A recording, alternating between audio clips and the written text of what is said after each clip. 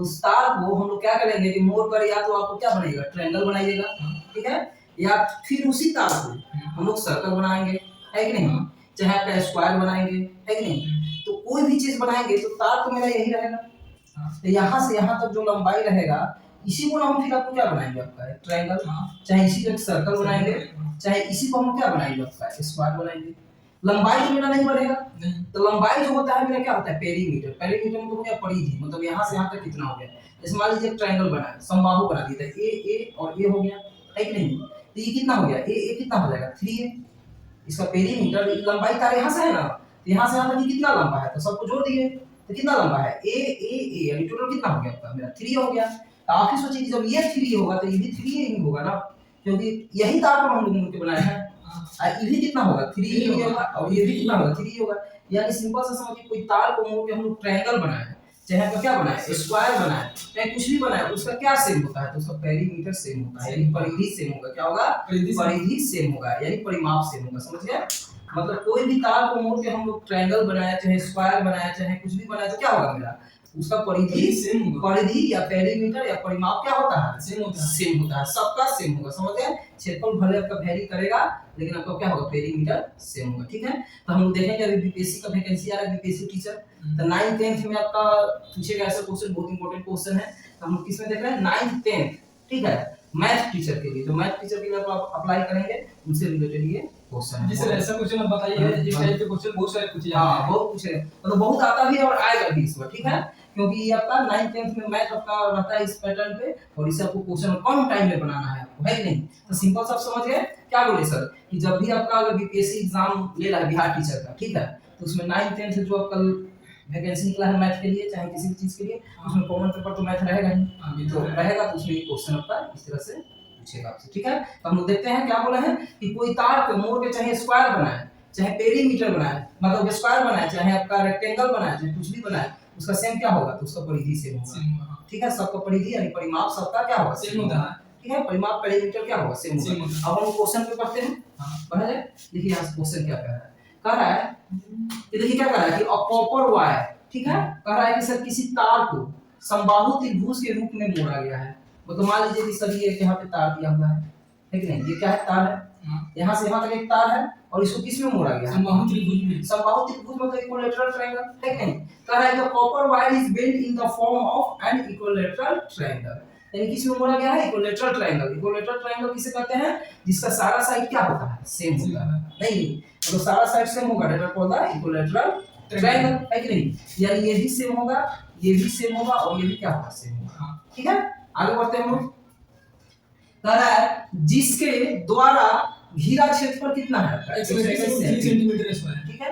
मतलब यहाँ पे कह रहा है कि sir equilateral triangle has area is 121√3 centimetre square, मतलब इसका एरिया आपको दे दिया है, एरिया दे दिया है। एरिया कितना है इसका, जो एरिया है 121√3 सेंटीमीटर स्क्वायर। अब पता है कि ये मेरा इक्विलैटरल ट्रायंगल है, इसका एरिया जो होता है √3/4a स्क्वायर होता है।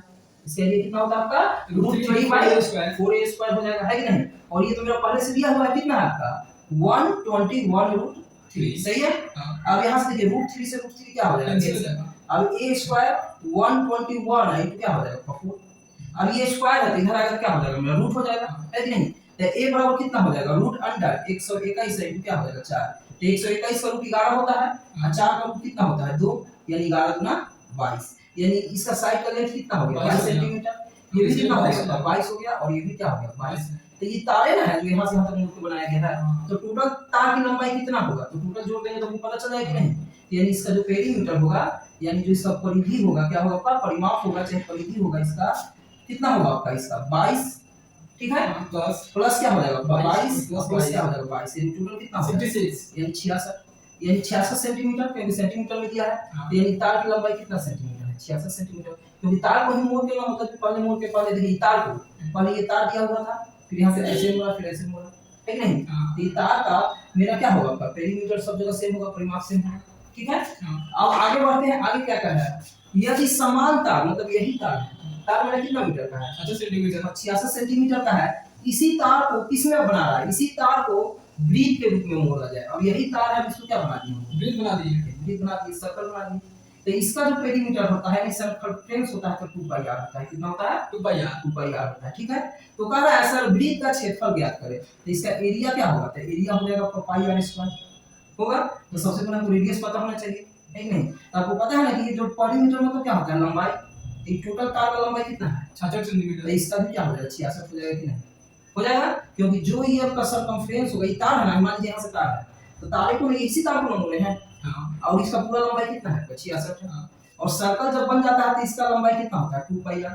परिधि मतलब पेरीमीटर कितना हो जाता है आपका? 2 पाई आर। इसको बोलते हैं सर्कमफ्रेंस भी। ठीक है, ठीक है, कह रहा है यहाँ से क्या कर रहा है? इफ द सेम वायर, मतलब सेम वायर यही तार को is bent into the form of a circle, किसमें हमको कर देना है? सर्कल में। तब बोला सर एरिया ऑफ सर्कल निकालिए। ठीक है, तो एरिया ऑफ सर्कल मतलब क्या होता है? पाई आर स्क्वायर। तो सबसे पहले आर पता होना चाहिए, तब यहाँ से सॉल्व करेंगे हम लोग, है कि नहीं? तो कितना हो जाएगा? 66 और ये कितना हो गया? 2।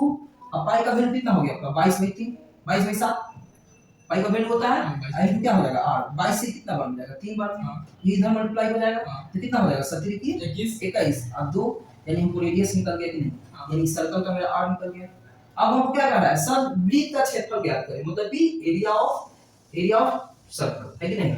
एरिया ऑफ सर्कल कितना होता है? पाई आर स्क्वायर, है कि नहीं? तो एरिया जो इसका हो जाएगा, इसका एरिया कितना हो जाएगा? पाई आर स्क्वायर होगा।